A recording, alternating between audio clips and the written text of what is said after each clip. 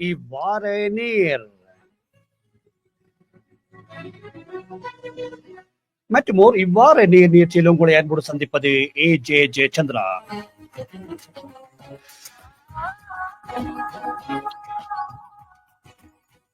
ஆம்னர்களே, இன்று இவ்வாறு நேராக பிரான்சில் இருந்து ஒரு பிரபலமான பாடகி உமாதேவி நாகேஸ்வர ராவ் அவர்கள் கலந்து சிறப்பிக்க இருக்கின்றார்கள்.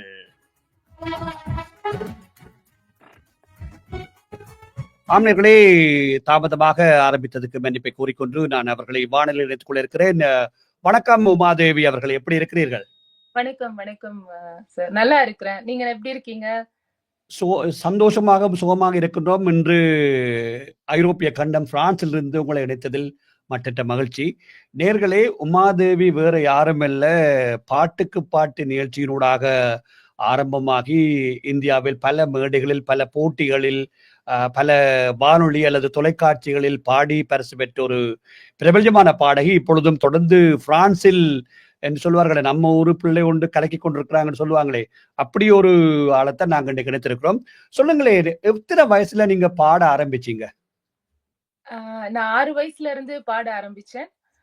என்னுடைய தாத்தா, அம்மா வழி தாத்தா, அவர் ஒரு இசை கலைஞர். மோர்சிங் வாசிப்பார். மோர்சிங்னு ஒரு இன்ஸ்ட்ருமெண்ட் இருக்கு இல்லைங்களா, பழைய காலம். அவர் வாசிப்பாங்க. சோ அவர் மூலமாகத்தான், அவர் தான் என்னுடைய முதல் குரு. அவர்கிட்ட பாட்டு கத்துக்கிட்டு பஜனை பாடல்கள், சாமி பாட்டு பாடிதான் நான் வளர்ந்தேன். 6 வயசுல இருந்து பாடிட்டு இருக்கிறேன். சரி, முறைப்படி ஏதாவது சங்கீதம் ஏதாவது அவருக்கு பிறகு யாரிடமாவது கற்றீர்களா அல்லது படிச்சது மட்டுமா? ஆமா, என்னோட தாத்தாவிற்கு பிறகு நான் ஒரு குரு, என்னுடைய 12-13 வயதில் என்னோட தாத்தா தவறிவிட்டார். அதுக்கப்புறம் ஒரு கர்நாடக குரு, அவருடைய பெயர் வந்து பிருத்வி ஸ்ரீராமுலு அப்படின்னு ஒரு குரு. அவரிடம் நான் கர்நாடக சங்கீதம் முறைப்படி கத்துக்கிட்டேன். அந்த வயசுல இருந்து கத்துக்கிட்டேன். பிறகு கோடம்பாக்கம்ல கலைமாமணி அம்மாப்பேட்டை கிருஷ்ணமூர்த்தி ஐயா அவர்கிட்டையும் வந்து கர்நாடக சங்கீதம் நான் பயின்றேன். சரி, சில பேர் கூறுவார்களே, கர்நாடக சங்கீதம் கற்றா சினிமா பாட்டுக்கு பாடப்படாது அல்லது கச்சேரிகள்ல பாடப்படாதுலாம் சில பேர் சொல்லுவாங்க இந்தியால. நீங்க அதை எப்படி பாத்தீங்க? அப்புறம் எப்படி சினிமா பாட்டுக்கு வந்தீங்க? அது எப்படின்னா, எனக்கும் அதேதான். நான் கர்நாடக சங்கீதம் பயில ஸ்டார்ட் பண்ண போது என்னுடைய குருவும் இதேதான் சொன்னார். சினிமா பாடல்கள் பாடக்கூடாது, நீங்க வந்து டிவோஷனல் சாங்ஸ், இறை பக்தி பாடல்கள் மட்டும் கர்நாடக பாடல்கள் பாடணும்னு சொல்லிட்டு இருந்தாங்க. சோ என்னுடைய 15-16 வயது வரையும் நான் வெறுமனே நம்மளுடைய இசை கீர்த்தனைகள் இந்த மாதிரி தான் நான் பாடிட்டு இருந்தேன். பட் ஆனா நம்மளுடைய பள்ளி பருவத்தில் ஸ்கூல்ல பிள்ளைங்க கேட்பாங்க இல்லையா, ஒரு சினிமா உமா, ஏன்னா நான் சிறு வயதுல இருந்து ஸ்கூல்லயும் நிறைய காம்படிஷன்ஸ், எல்லாத்துலயும் பாட்டு போட்டிகள் எல்லாத்துலயும் கலந்துக்கிட்டேன். இப்போ ஈவன் பிரேயர், நம்ம ஸ்கூல் பிரேயர் மீட்டிங்ல கூட பிள்ளைங்க ரொம்ப சத்தம் போட்டா என்ன ஸ்டேஜ்ல நிக்க வச்சு பாட சொல்லுவாங்க. உமாவா வந்து ஒரு பாட்டு பாடுன்னு சொன்னோன்னு எல்லாம் அமைதியா இருப்பாங்க. சோ அந்த மாதிரின்றதுனால பிள்ளைங்களுக்கு, அவங்க என்னோட ஃப்ரெண்ட்ஸ் கேட்கும்பொழுது நான் பாடுவேன் 2-3 லைன் அந்த சினிமா பாட்டு, அப்படியே கேட்டு கேட்டு பாடுறதுதான் இல்லைங்களா. அப்ப அதற்கு பிறகு அந்த டைம்ல தான் அம்மா வந்து, என்னுடைய அம்மா தமிழாசிரியர், தாய்மொழி தெலுங்கு, ஆனா எங்க எல்லாருமே தமிழ் பற்று அதிகம் கொண்ட, எல்லாரும் எனக்கு சுத்தி இருந்தவங்க எல்லாருமே தமிழ் அதிகம் உள்ள. என்னோட அம்மா குறிப்பாக அவங்க ஒரு தமிழாசிரியர். சோ அவங்களுடைய வேலை நிமித்தமாக நாங்க சென்னைக்கு மறுபடியும் டிரான்ஸ்பர் ஆன போது நான் கோடம்பாக்கம் அம்மாப்பட்டி கிருஷ்ணமூர்த்தி ஐயா கிட்ட மியூசிக் கத்துக்கிட்டேன். அவர் எப்படின்னா, நம்ம சினிமா பாட்டும் பாடலாம், அவர் எந்த ஒரு இது, ஏன்னா அவர் எம்எஸ்வி சார் இருக்காரு இல்லைங்களா, அவருடைய பேட்ச்மேட். அவர் வந்து சினிமா பாடல்கள் எப்படி இருக்கு, இந்த கர்நாடக ராகங்கள் இருக்கு இல்லையா, அதனுடைய என்னென்ன திரை இசை பாடல்கள் எல்லாமே நல்லா சொல்லி கொடுப்பாங்க, அதனோட லிங்க் எல்லாம். அவர் மூலமா இன்னும் நிறைய எனக்கு நாலேஜ் கிடைக்க ஆரம்பிச்சது. ஆனா என்னுடைய கல்லூரி பருவத்தில் தான் நான் டிவில பாட ஆரம்பிச்சேன். அதாவது சினிமா பாடல்கள், பாட்டுக்கு பாட்டு என்னுடைய முதல் நிகழ்ச்சி, நான் பாடின பாடல். நிச்சயமா அதை பற்றி பேச போகிறேன். நீங்கள் அது வாரங்கள் உமா பாடுகின்ற சொல்ல பொழுது, நீங்கள் உங்களுடைய தொழில் ஒரு தாதியாக, நர்ஸாக வேலை செய்தீங்க, அப்படித்தானே? ஆமா, அப்பதான் நான் காலேஜ் நர்சிங் ஜாயின் பண்ணிருந்த டைம். எப்பயுமே நம்ம சின்ன வயசுல இருந்து அந்தாக்ஷரி சொல்லுவோம் இல்லையா, பாட்டுக்கு பாட்டு விளையாடுவோம். நம்ம ஒரு சின்ன பிரேக் டைம் கிடைச்சா கூட பாட்டு, ஒருத்தர் பாடுறது, அதுல முடிக்கிற இடத்துல இன்னொருத்தர் பாடுறது, அந்த மாதிரி விளையாடுவோம். அப்போ அவங்க வந்து எப்பயுமே நான் விடாம எல்லா பாடல்களும் எல்லா எழுத்துலயும் பாடுறதுனால என்னோட கூட இருந்த தோழர்கள் தோழிகள் வந்து நீ எதுக்காக இந்த நிகழ்ச்சியில் பாடக்கூடாது, கலந்துக்கோ உமா, உன்னோட டேலண்ட் தெரியணும் வெளியிலன்னு சொல்லும் அவங்களாலதான் முழுக்க முழுக்க வந்து அவர்களுடைய உற்சாகத்தினால மட்டும் தான், மோட்டிவேஷனால தான் நான் அந்த போட்டியில நான் கலந்துக்கிட்டேன். அப்படிதான் நடந்தது அந்த விஷயம். நிச்சயமா. அதுக்கு பிறகு பல நிகழ்ச்சிகள்ல ஈவன் நான் நினைக்கிறேன் தமிழ் மட்டுமல்லாமல் பிற மொழிகள்லயும் நீங்கள் வடிவாக போட்டிகள்ல பங்கு பெற்றி பல விருதுகள் எல்லாம் பெற்றிருக்கிறீங்க. பிறகு எப்படி நீங்க இங்கிருந்து பிரான்சுக்கு வந்தீங்க? எப்படி வந்தேன்னா, திருமணம் ஆகிதான் நான் பிரான்ஸுக்கு வந்தேன், பிரான்ஸ் நாட்டுக்கு. என்னுடைய அவங்களுடைய ஒரிஜின் வந்து பாண்டிச்சேரி. உங்களுக்கு தெரியும் இல்லையா? ஆமா. பாண்டிச்சேரி இங்க இருக்கிறாங்க. French colony. பிரெஞ்சு காலனி நாடு பிரான்ஸ், ஆமா. பாண்டிச்சேரி. பாண்டிச்சேரி. என்னுடைய மாமனார் பிரெஞ்சு மிலிட்டரி ஆபீசரா ஒர்க் பண்ணாங்க 70கள்ல 60 70கள்ல இருக்காங்க. என்னோட மாமியார திருமணம் முடிச்சிட்டு பிரான்ஸ் வந்து செட்டில் ஆயிட்டாங்க, மாமியார் மாமனார் எல்லாரும். சோ அங்க பிறந்து வளர்ந்தவங்க தான் என்னுடைய கணவர், அவங்களுடைய மூத்தவர்கள் அண்ணன்மார்கள் எல்லாரும். சோ கணவர் குறிப்பாக அவருக்கு நம்மளுடைய என்ன சொல்றது, நம்மளுடைய ஆதாரம் மறக்க கூடாது, நம்மளுடைய அடிப்படை இது எதுவும் மறக்க கூடாதுன்றது அங்க பெண் தேடி என்னை கல்யாணம் பண்ணிட்டு இங்க கூட்டிட்டு வந்தாங்க. குறிப்பா அவருக்கு இசை ரொம்ப ரொம்ப ரொம்ப இசை பிரியர் அவரு. அவரும் பாடுவார். ப்ரொஃபஷனலா இல்ல, பட் ஆனா அவரும் பாடுவார். அவருக்கு இசை ரொம்ப பிடிச்சிருந்தது. அப்படி அமைஞ்சிருச்சு 2 பேருக்கும். சரி. இப்ப பிரான்சுக்கு வந்த உடனே பார்க்கலாமே, இப்ப இந்தியாவுல எப்படித்தான் பாடியிருந்தாலும் ஒரு புது நாடு, புது சூழல், புது மொழி, அதோட உங்களோட தொழில், அதாவது நர்ஸாக தாதியாக ஒர்க் பண்றீங்களா என்ற பிரச்சனையால இருந்திருக்கும். அப்ப பிறகு எப்படி பிரான்ஸ்ல உங்களுடைய திறமைய பாடலுக்கு கொண்டு வந்தீங்க? அது எப்படி நடந்ததுன்னு சொல்லுங்களேன், அந்த அந்த அனுபவத்தை. ஆமா. ஃபர்ஸ்ட் நான் இப்போ சென்னையில இருந்த பொழுது, நான் குறிப்பாக நான் நர்ஸுக்கு படிச்சதுக்கு காரணமே, என்னுடைய தொழில் வந்து பிறருக்கு ஹீலிங் செய்யக்கூடிய வகையில் அமையணும்னு நான் ரொம்ப ஆசைப்பட்டேன் சிறு வயதிலிருந்து. அதனால நான் ப்ரொஃபஷன் எடுக்கணும்னு சொல்லிட்டு பிஎஸ்சி நர்சிங் நான் அங்க படிச்சது. ஆனா சின்னதுல இசையோடயே நான் வளர்ந்ததுனால, நர்சிங்ல நான் வொர்க் பண்ணும்பொழுது கூட என்னுடைய மியூசிக்க நான் பேரலலா கன்டின்யூ பண்ணிட்டு இருந்தேன். நிறைய விளம்பர பாடல்கள் உங்களுக்கு தெரியும் இல்லையா? நிறைய விளம்பர பாடல்கள், albums, Christian gospel songs album, அந்த மாதிரி நிறைய விஷயங்கள் நான் செஞ்சிட்டு இருந்தேன் சென்னையில இருக்கும் பொழுது. ஒரு திரைப்படத்திலையும் கலவாணின்ற ஒரு திரைப்படத்திலையும் நான் பாடி இருக்கிறேன். கோபியாவுடைய இன்ட்ரோடக்ஷன் சாங் உண்டு, அதை பாடினேன். பிறகு கல்யாணம் முடிச்சு இங்க வரும் பொழுது எல்லாமே நமக்கு அங்க இருக்கும்போது பிஸியா பாடுவோம், வேலை செய்யறது எல்லாமே இருந்தபோது இங்க வந்து அப்படியே நிசப்தமாக ஒரு அமைதியான ஒரு தியான நிலையில தான் இருந்த மாதிரி இருந்தது. ஏன்னா யாருக்குமே தெரியாது நம்ம எங்க பாடுவோம், என்ன செய்வோம், எதுவுமே தெரியாம இருந்துச்சு. வயசும் ரொம்ப கஷ்டமா தான் இருந்துச்சு, பிரெஞ்சு கத்துக்கிறது எல்லாமே. பட் நினைக்கிறேன் இறைவனுடைய அருளால வந்து கொஞ்சம் கொஞ்சமா இங்க நான் பாட ஸ்டார்ட் பண்ணேன். முதலில் நான் இங்க பாடினது வந்து தமிழர் பண்பாட்டு கழகம் இங்க நடத்தின ஒரு போட்டி, பாடல் போட்டி ஒரு நாங்க. சோ அதுல போய் தான் நான் முதலில் கலந்துக்கிட்டேன். ஏன்னா போன உடனே நான் ஊர்ல பாடின இது அது எல்லாம் சொல்லாம நம்ம முதல்ல நம்ம பாடுவோம், நம்ம ஒரு ஸ்டேஜ்ல பாடினா அதுக்கப்புறம் பாப்போம் சொல்லிட்டு அதுல பாடி முதல் பரிசு வாங்கினேன். அதன் மூலமாக ஒரு ப்ரோக்ராமா ஒரு காம்படிஷன் பாடிட்டு பிறகு நிறைய கச்சேரிகள், இசை கச்சேரிகள் இங்கேயும் வர ஆரம்பிச்சது. அப்படிதான் ஸ்டார்ட் பண்ணேன் நான் 2012. சரி, நேரலுக்காக ஒரு பாடலை ஒரு கரையோகேசியோடு ஒரு சரணம் பல்லவியோடு பாட முடியுமா? ஒரு பாடலை, உங்களுக்கு விருப்பமான பாடலை கண்டிப்பாக நான் பாடுறேன். தாருங்கள். ஆம் நேர்களே, உமாதேவி அவர்கள் பாட இருக்கின்றார். நிச்சயமாக நேர்களே உங்களுக்கு புரியும், இது இணையத்தினூடாக வருகின்றபடியா சில வேளைகள் ஒளித்தரங்கள் குறைவாக இருக்கலாம், நீங்கள் சகித்துக் கொள்ளுங்கள். இதோ உமா அவர்கள் பாட இருக்கிறார், கேட்போம் அந்த பாடலை.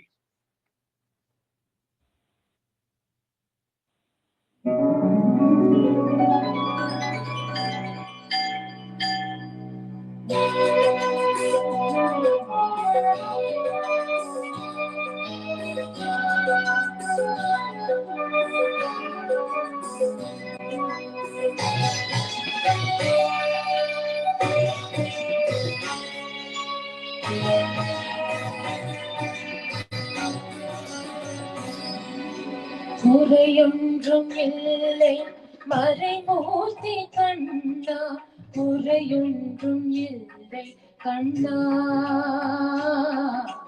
குறையொன்றும் இல்லை கோவிந்தா, குறையொன்றும் இல்லை மறைமூர்த்தி கண்ணா, குறையொன்றும் இல்லை கண்ணா,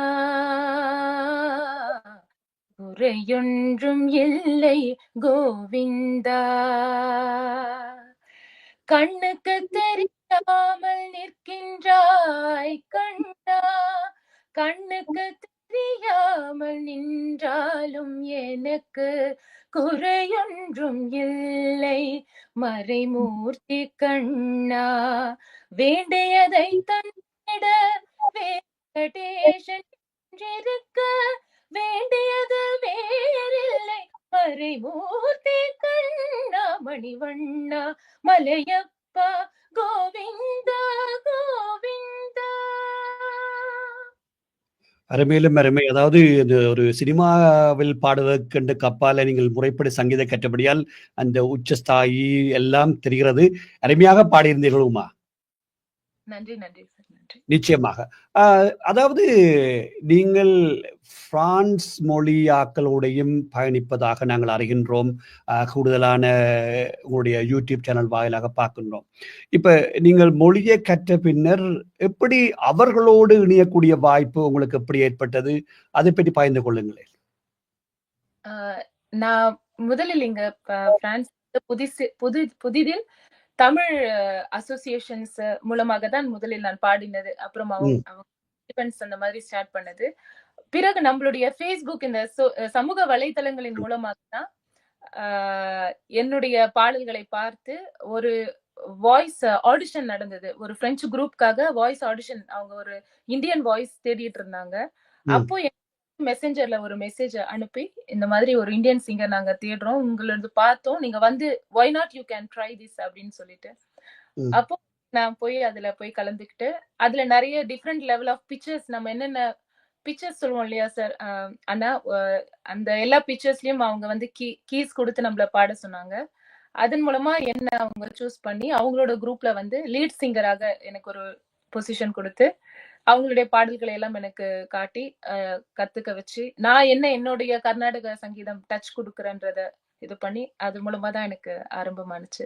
ஆனா உங்ககிட்ட நான் ஹிந்துஸ்தானி மியூசிக்கும் நான் சென்னையில இருக்கும் பொழுது தனுஸ்ரீ மேடம் ஒருத்தவங்க இருந்தாங்க சென்னையில, நான் ஹிந்துஸ்தானி கத்துக்கிட்டேன், சில காலங்கள் கத்துக்கிட்டேன். சில காலங்கள் கற்றுக்கொண்டீங்க. நல்ல ஒரு விடயம். அதோட நான் ஒன்றை பார்த்து வியந்திருக்கிறேன். ட்ரை பாரடைஸ் என்ற ஒரு டைம் இஸ் ஹனி என்ற ஒரு பாடலை பாடியிருக்கிறீர்கள். அது என்ன, அதை பற்றி சொல்லுங்களேன். என்ன அது? சொல்லுங்க, கட் ஆயிடுச்சு, சொல்லுங்க. அது ட்ரை பாரடைஸ் என்று சொல்லி ஒரு யூடியூப் சேனல்ல ஒரு பாடலை பார்த்தேன். அது என்ன, ஒரு பிரைஸ் த லோடா இல்லது ஒரு பக்தி பாடலா? அதை பற்றி சொல்லுங்களேன். என்னதுக்காக பாடப்பட்டது? அது எப்படி நடந்துச்சுன்னா, அது ஒரு பிரெஞ்சு கம்போசர், அவர் ஒரு மியூசிஷியன். அவரு ஒரு ப்ராஜெக்ட்காக என்ன தொடர்பு கொண்டு, இப்ப நான் அவரோட இணைஞ்சுதான் கம்போஸ் செஞ்சு லிரிக்ஸ் எழுதி நான் அதுல பாடி இருக்கிறேன். மொத்த ஆல்பத்தோட பேரு, அந்த ஆல்பத்தோட பேரு தான் ட்ரை பாரடைஸ். அதுல கிட்டத்தட்ட ஒரு 9 பாடல்கள் இருக்கு.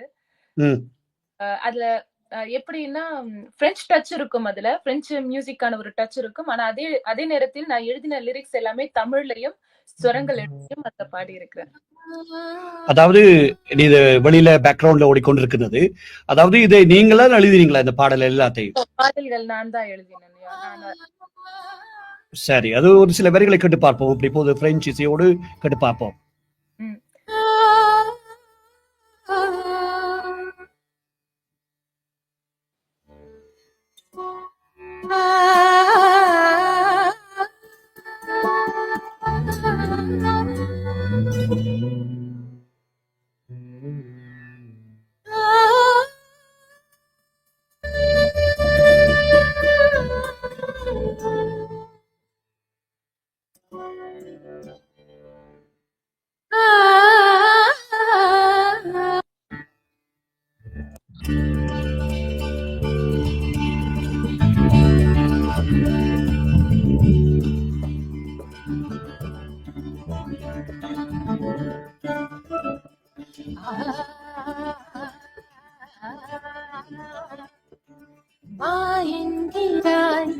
என்னை வாழ்த்துகிறாய். தேனை தந்தாய் அதில் இன்பம் கொண்டாய், நீ வா என்கிறாய் என்னை வாழ்த்துகிறாய். வாசம் தந்தாய் அதில் வாழ்க்கை கொண்டாய், நீ வா என்கிறாய் என்னை வாழ்த்துகிறாய். ஆம்னர்களே, முழுமையான பாடலை கேட்க வேண்டும் என்றால் நீங்கள் யூடியூப் சேனல்ல போய் இப்படி உமாதேவி பாடிய பாடல் அல்லது ட்ரை பாரடைஸ் என்று நீங்கள் அழைத்தீர்கள் என்றால் இதனுடைய முழு பாடலை கேட்கக்கூடியா இருக்கும். இப்ப நான் நினைக்கின்றேன், கிட்டத்தட்ட எத்தனை பாடல்களுக்கு மேல பாடியிருப்பீர்கள் பிரெஞ்சு குழுவோட சேர்ந்து? கிட்டத்தட்ட ஒரு 15-20 பாடல்கள், 15 30 பாடல்கள் பாடியிருப்பேன் சரியா. நான் என்ன ஏர் இந்தியான்னு சொல்லி ஒரு ஆல்பம், அதுவும் ஒரு பிரெஞ்சு இசைக்கலைஞர் இந்தியாவுக்கு முதன்முறை ஹாலிடேஸ்க்காக சென்ற பொழுது அதனுடைய இன்ஸ்பிரேஷனாக ஒரு ஆல்பம் வெளியிட்டார். அது வந்து 2019ஆம் ஆண்டு 18ஆம் ஆண்டு நடைபெற்றது அந்த ஒரு ஆல்பம். அதுலயும் வந்து நான் ஒரு 12 பாடல்கள், ஆனா முழுக்க அது பாடல்களா இருக்காது, நிறைய ஸ்வரங்கள் இருக்கும். ஒரு பாடல்ல வந்து ஸ்வரங்கள் பாடுற மாதிரி இருக்கும், ஒரு பாடல்ல வந்து சில வார்த்தைகளை வந்து நம்ம மெலோடிக்கா கொடுக்குற மாதிரி, அந்த மாதிரி ஒரு டிஃப்ரெண்டான ஒரு ஸ்டைல்ஸ் இருக்கும். அதுல ஒரு 12 பாடல்களையும் என்னுடைய குரல் கொடுத்திருக்கிறேன். சரி, ஒரு முக்கியமான கேள்வி. நீங்கள் இது பிரான்ஸ்ல இது முழுமையாக பாடலை மட்டும்தான் உங்களுடைய பிரதான தொழிலாக வச்சுக் கொண்டிருக்கிறீர்களா, அல்லது வேறு உங்களுடைய ஒரு ஆம்பிஷனான நர்சிங் தொழிலை வச்சுக்கிறீர்களா, அல்லது அதை பற்றி சொல்ல முடியுமா? நான் என்னோட பிரதான வேலையே முழு நேர வேலை மியூசிஷியன் தான் இப்பொழுது பிரான்ஸ்ல. இப்போதைக்கு நிச்சயமா ஒரு 7 வருடங்களாக நான் என்னுடைய முழு நேர வேலையாக இசைத்துறையில் மட்டுமே பணியாற்றி வருகிறேன். சரி, இப்ப இந்த ட்ரை பாரடைஸ் இசையை பார்க்கின்ற பொழுது நீங்கள் பாடலை எழுதியிருந்தாலும் இந்த இசை வந்து ஒரு மேலை தேசிய இசை, பிரெஞ்சுடைய இசை, அந்த சொல்வார்களே அந்த கிட்டாருடைய அழுத்தமும் அந்த பல இசை கருவிகள் அதில் தாக்கம் செலுத்துகின்றது. அப்போ எப்படி அந்த கம்போஸ் பண்ணின விஷயத்த நீங்க எப்படி சிங்க்ரனைஸ் பண்ணினீங்க அந்த பாடலோடு, அவருடைய இசையோடு, இந்த சங்கீதத்தை அல்லது இப்படியான பாடலை? இந்த இசைக்குழுல ட்ரை பாரடைஸ் இசைக்குழுல பாத்தீங்கன்னா ஒருத்தர் வந்து எல்லாரும் பிரெஞ்சு இசைக்கலைஞர்கள், பட் ஆனா ஒருவர் சந்தூர் வாசிப்பார். சந்தூர் அவரோட இணைஞ்சுதான், அவர் பேரு ஜான் மார்க் அவரோட பேர். இணைந்து முதலில் நான் என்னோட கம்போசிஷன் நாங்க 2 பேரும் இணைஞ்சு ஸ்டார்ட் பண்ணோம். அவரோட சந்தூர் அண்ட் வோக்கல்ஸோட அவர் இப்போ ஒரு மெலோடி சொல்றாருன்னா அதை நான் கொஞ்சம் இம்ப்ரோவைஸ் செய்து அதுல லிரிக்ஸ் உடனே இந்த பாட்டு பண்ணி, அதனுடைய தீம் என்னன்னா, நம்ம ஒரு என்ன சொல்லுவோம், தேனி இருக்கு இல்லைங்களா, தேனிக்கு வந்து அதனோட டைம் என்னன்னா, அது எவ்வளவு நேரம் எதை வைத்து மதிக்கப்படுதுன்னா, அது சேகரிக்கக்கூடிய தேனுடைய அளவை பொறுத்து மாதிரி ஒரு தீம் அண்ணா, அது டைம் இஸ் ஹனி. அந்த மாதிரி நான் என்ன யோசிச்சேன்னா, ஒரு தேனிக்கு எப்படி எக்ஸ்பிளைன் பண்றது, தேனியுடைய அது எவ்வளவு சந்தோஷமா அதனோட வேலைகளை செய்யும், அதை இமேஜின் செய்துதான் அந்த லிரிக்ஸ் தான். வா என்கிறாய் என்னை வாழ்த்துகிறாய், அதாவது அந்த ஃப்ளவரை பார்த்து அந்த தேனி சொல்லுது, ஃப்ளவர் அசைஞ்சு, அந்த மலர் அசைஞ்சு வான்னு கூப்பிடுது, தேனிய கூப்பிட்டு அதனுடைய தேன் எடுக்கும் பொழுது அதனோட மகரந்தத்தையும் அது வந்து எல்லா இடத்துலயும் பரப்புது இல்லைங்களா. அப்போ வந்து வாழ்த்தும் சொல்லுது, நன்றி என்னுடைய மகரந்தத்தை நீ வந்து, அந்த மாதிரி அந்த தீம்ல தான் நான் எழுதினேன். வா என்கிறாய் என்னை வாழ்த்துகிறாய், தேனை தந்தாய் அதில் இன்பம் கொண்டாய், நீ வா என்கிறாய் என்னை வாழ்த்துகிறாய். இந்த மாதிரி ஒரு பாடலுக்கும், இதுல இன்னொரு பாடல், நீங்க பக்கா டெல்லின்னு ஒரு பாடல் இருக்கும், கருணை கடலே ஸ்டார்ட் ஆகுற மாதிரி ஒரு பாடல். அது நீங்க ரொம்ப உங்களுக்கு பிடிக்கும். ஏன்னா அது பாத்தீங்கன்னா ஒரு டிரான்ஸ் சிச்சுவேஷன்ல ஒரு மனிதன் என்ன மாதிரி யோசனைகள்ல இருப்பாங்க, ஒரு இந்தியன் டெல்லிய வச்சு அவர் சொல்லி இருக்கிறார் அந்த மியூசிஷியனோட விசுவலைசேஷன். இப்ப நான் டிரான்ஸ்ல இருந்தா நான் யோசிக்கிறது வந்து கடவுளே தான் எனக்கு தெரிவாங்க. ஏன்னா நான் அதுலயே ஊறி வளர்ந்ததுனால எனக்கு ஒரு அம்மனோ இல்ல ஒரு கடவுள் சக்தி, ஏதோ ஒரு சக்தி தான் எனக்கு தெரியும்.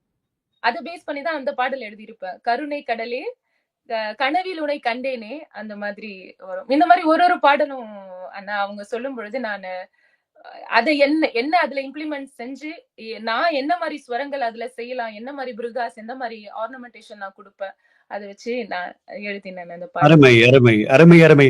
அப்ப நான் உங்களை ஒரு கவிஞர் என்று கூட அழைக்கலாம். அப்படிலாம் இல்ல, அப்படிலாம் இல்ல. இல்லை, இதெல்லாம் வருவது ஒரு இயற்கை. சில சொல்லுவார்களே, அந்த தமிழர்கள் இலங்கையிலும் இந்தியாவிலும் இருந்து வேறு நாடுக்கு போகின்ற பொழுதுதான் இந்த கலைகளும் எழுத்துக்களும் பாடல்களும் ஒரு முழுமையாக வரும். சொல்வார்கள், அந்த சிறகு விரித்து பறக்கின்ற பொழுதுதான் வரும்னு சொல்லி மாரி அருமையாக இருக்கின்றது. வாழ்த்துக்கள். மீண்டும் உமாதேவி உடைய வரிகளை பார்க்கின்ற பொழுது சந்தோஷமா இருக்கின்றது. நன்றி நன்றி. நான் இந்த முழுக்க முழுக்க என்னோட அம்மாவை தான் சேரும் இந்த உங்களுடைய வார்த்தைகள். ஏன்னா அம்மா தமிழாசிரியர் என்றதுனால சிறு வயதிலிருந்தே தமிழ் மீது எங்களுக்கு நிறைய பற்றுகளை வளர்த்தார், ஊட்டி. நானும் பேச்சு போட்டி, எழுத்து போட்டி, குரல், திருக்குறள் புய்த்தல் அப்படின்னு எல்லா போட்டிகளும் மேல ரொம்ப பற்று நிறைய வந்துச்சு அம்மா வளர்த்து. அதுதான் இப்போ கொஞ்சம் வந்து உதவியாக இருக்கிறது இந்த மாதிரி நேரங்களில் நான் யோசிச்சு லிரிக்ஸ் எழுதுறதுக்கு. நிச்சயமா.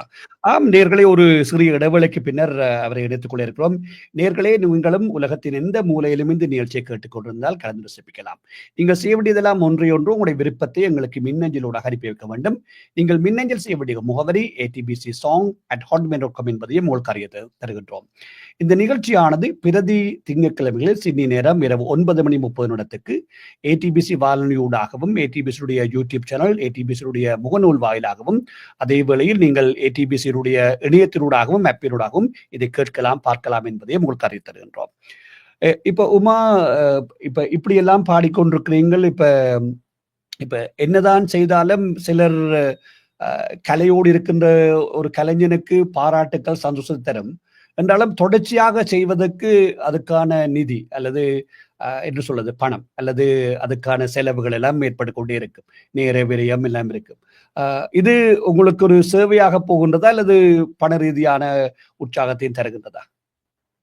பண ரீதியான உற்சாகங்களும் இருக்கு அண்ணா. ஏன்னா பிரான்ஸ் நாட்டில் மட்டும்தான் வந்து நம்ம இசைத்துறையிலையும் நம்ம பணியாற்றி கொண்டு ஒரு ரெகுலராக ஒரு அலுவலகத்துக்கோ இல்ல எங்கேயாவது நம்ம வேலை செய்யும் பொழுது எப்படி நமக்கு மந்த்லி சேலரி இருக்கோ, அதே மாதிரியும் இங்க இங்க பிரான்ஸ் நாட்டில் மட்டும் அந்த மாதிரி ஒரு வசதிகள் இருக்கு ஆர்டிஸ்டுக்கு. ஏன்னா ஆர்டிஸ்டுக்கு அந்த அளவு வந்து முக்கியத்துவம் கொடுக்குறாங்க, உற்சாகப்படுத்துறாங்க இங்க. சோ நான் வந்து அந்த அந்த அந்த கேட்டகரியில என்னை வந்து பதிவு செய்து நான் வேலை செய்து கொண்டிருக்கிறேன்.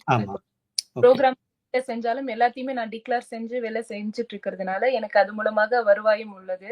ஆனா எனக்கு நல்ல ஒரு சப்போர்ட் இருக்கிறதுனால தான் என்னால செய்ய முடியுது. நிச்சயமா நிச்சயமா. அதாவது நாங்கள் முகநூல் வாயிலாக கிடைத்த நட்பினூடாகத்தான் இன்று உங்களை இணைத்திருக்கின்றோம். ஆகவே உங்களுடைய திறமை வெளியில் வந்தபடியால் தான் அந்த முகநூல் நட்பு எனக்கு கிடைத்தது.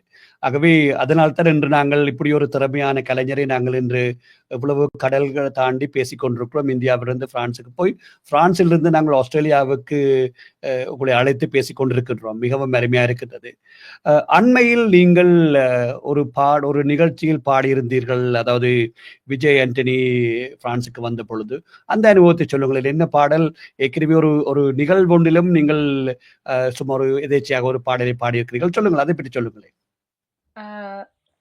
விஜய் ஆண்டனி சார் பிரான்ஸ்க்கு வராங்கன்னு சொல்லி கேள்விப்பட்ட பொழுது ரொம்ப சந்தோஷமா இருந்துச்சு. ஏன்னா எனக்கு விஜய் ஆண்டனி சார் ஒரு மனிதராக, ஒரு தனி மனிதராகவே மிகுந்த பக்தி, மரியாதை அவர் மேல எனக்கு இருக்கு. அவருடைய நேரங்கள், அவர் சொல்லக்கூடிய வார்த்தைகள், சில பேட்டிகள் எல்லாம் ரொம்ப நல்லா இருக்கும், நம்மள உற்சாகப்படுத்துற மாதிரி இருக்கும், துவண்டு போயிடக்கூடாது அந்த மாதிரி எல்லாம். சோ அப்படி இருக்கும் பொழுது நான் ஒரு பகுதியாக அந்த அந்த கான்செப்ட்ல எதுலயாவது ஒரு பகுதியா இருந்தா நல்லா இருக்கும், அங்கமாக நான் இருந்தா நல்லா இருக்கும்னு யோசிச்சேன். அதே மாதிரி அந்த ப்ரொடக்ஷன்ல இருந்து என்ன கான்டாக்ட் செஞ்சு அவங்க ஒரு பாடல் போட்டி ஒண்ணு ஆர்கனைஸ் செஞ்சிருந்தாங்க அவருடைய கான்செர்ட்டுக்காக. அதுக்கு என்ன ஜட்ஜா நடுவராக இருந்து நல்ல நன்கு பாடக்கூடியவர்கள் வந்து சூஸ் பண்ணி கொடுக்குறீங்களான்னு கேட்டாங்க. ஓகே, வித் பிளஷர், நான் செய்யறேன்னு சொல்லிட்டு அதுல நான் ஒரு பார்ட்டாக இருந்தேன். பிள்ளைகளை வந்து நிறைய பிள்ளைகள் பாடினார்கள். அதுல இருந்து முதல் 2வது 3வதுன்னு சொல்லி செலக்ட் செஞ்சு கொடுத்திருந்தேன். அதனால விஜய் ஆண்டனி சார் வந்த உடனே, பிரான்ஸுக்கு வந்த உடனே ஒரு மீட் அண்ட் கிரீட்னு சொல்லி ஒரு மீட்டிங் ஒண்ணு ஆர்கனைஸ். சோ அந்த மீட் அண்ட் கிரீட்டுக்கு என்னையும், நான் அதுல ஒரு பகுதியா இருந்ததுனால என்னையும் கூப்பிட்டு இருந்தாங்க அவரை மீட் பண்றதுக்கு. அப்போ போயிருந்த போது சார் என்ன செஞ்சாங்கன்னா, அதுல பாடின பிள்ளைகள் இருக்காங்க இல்லையா, அவங்கள வந்து ஓகே என்ன பாட்டு பாடுனீங்க, நீங்க பாடுங்க, மைக் கொடுத்துட்டு அவங்க பாட சொன்னாரு. அவங்க பாடினாங்க. ஓகே, நல்லா இருந்துச்சு, வெரி குட், எல்லாம் சொல்லி ஓகே நம்மளோட ஷோக்கு வாங்க, கடைசியா நீங்க எல்லாம் ஒரு ஒரு கோரஸ் ஒண்ணு எல்லாரும் சேர்ந்து பாடுவோம்னு சொல்லிட்டாரு. அப்புறம் தான் நான் போனேன். ஏன்னா அன்னைக்கு எனக்கு ஒரு கான்சர்ட் இருந்ததுனால நான் கொஞ்சம் லேட் ஆயிடுச்சு. அங்க முடிச்சுட்டு பாரிஸ்ல இருந்து 200 கிலோமீட்டர் தூரத்துல அன்னைக்கு எனக்கு ஒரு ஆமா. கான்சர்ட். ம். அத முடிச்சு கடகடன்னு வந்து சாருக்கு மீட் பண்ணி ஒரு விஷ் பண்ணிடலாம்னு வந்தபோது நடுவர் அவர்களே அவர் என்ன சொல்றாரு, வாங்க வாங்க நடுவர் வாங்க, ஜட்ஜம்மா வாங்க, ஓகே நீங்க பாடுங்க இப்ப ஒரு பாட்டுன்னு சொன்னாங்க. அப்போ நான் இப்படி மழை அடித்தால் சாங் பாடினேன் சார். ம். அந்த பாடல் வந்து நான் 12 வருஷத்துக்கு முன்னாடி பிரான்ஸ்க்கு வந்த புதிதில் என்னுடைய கணவர் வந்து ஊர்ல இருந்துனா நீங்க பிளேபேக் சிங்கரா ஆயிருப்பீங்க, என்ன இருக்கலாம். இருக்கிறீங்க. சோ நம்ம வீட்ல ஒரு ஸ்டுடியோ செட்டப் செஞ்சு யூடியூப்ல நம்ம போடுவோம் பாட்டு.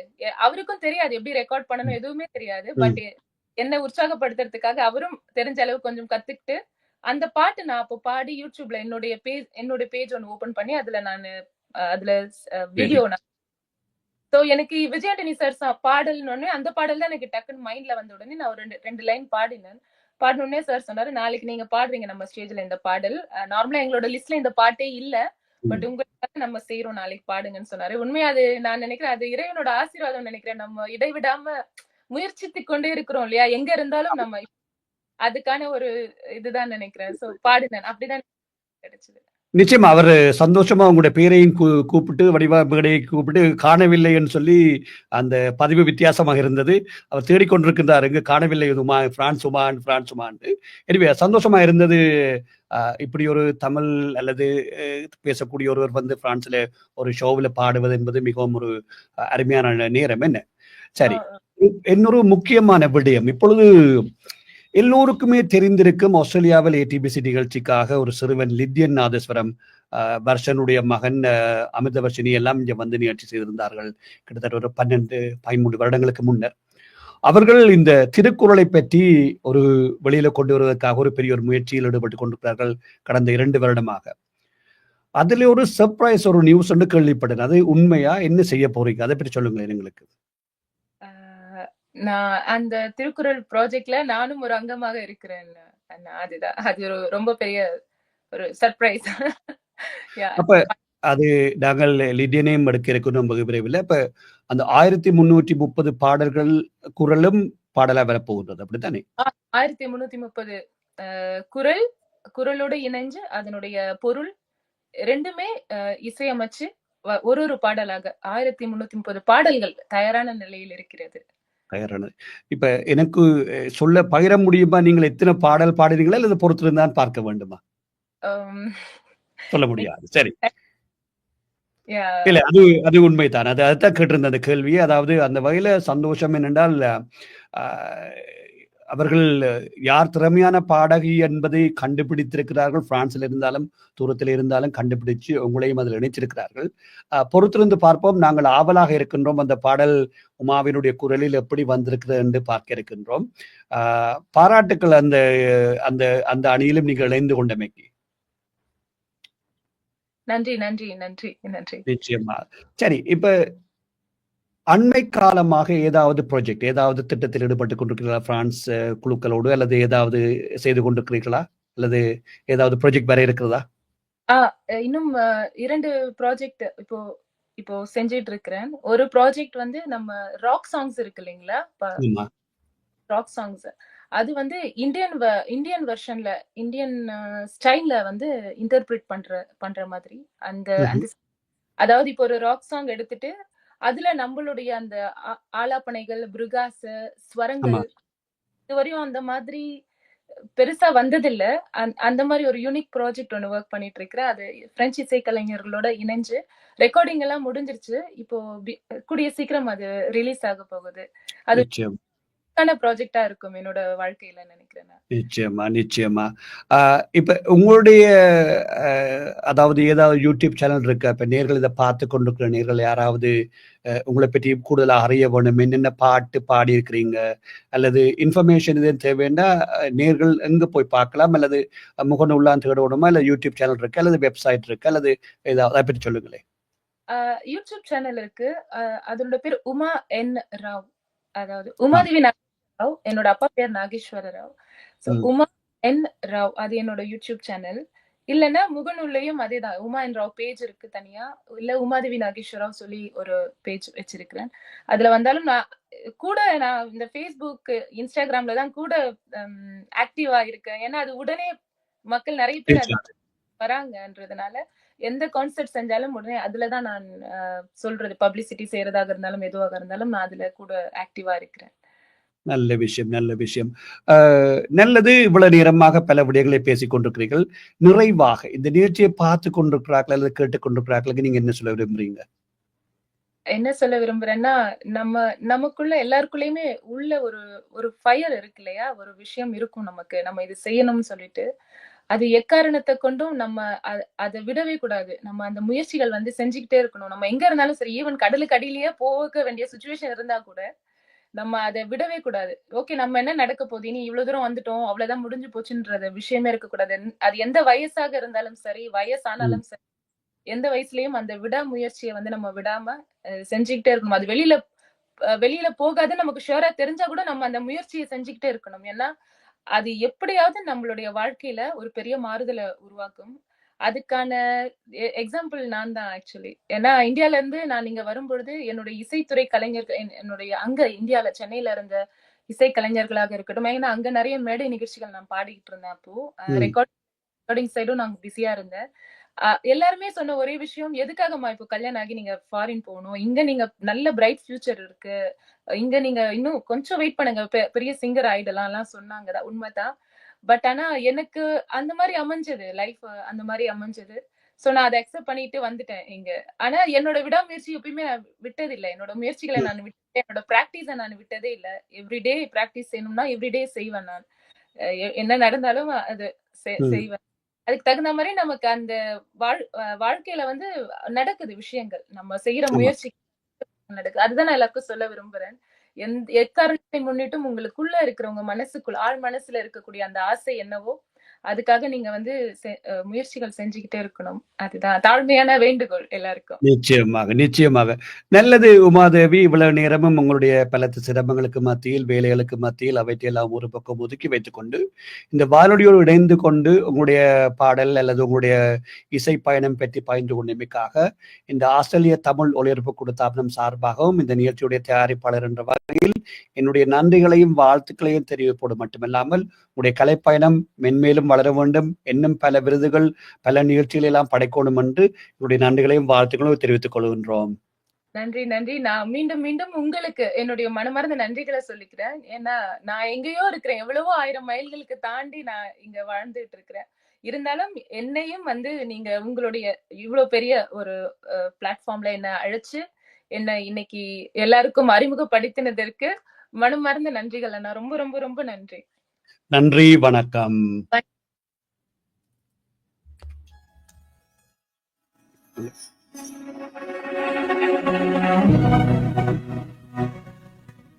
நீங்கள் இதுவரை கேட்டு பார்த்து ரசித்த நிகழ்ச்சி இவ்வாறே நேயர். ஆம்களே, இவ்வாறு நேராக இன்று பிரான்சில் இருந்து பிரபல பாடகி உமாதேவி நாகேஸ்வரரா அவர்கள் கலந்தோடு சிறப்பித்திருந்தார்கள். மற்றொரு நிகழ்ச்சியில் உங்கள் அனைவரும் சந்திக்கும் வரை இனிய வாழ்த்துக்களும் வணக்கங்கள் கூறி விடை பெற்று நான் உங்கள் அன்பின் AJ ஜெயச்சந்திரா. வணக்கம் நேயர்களே.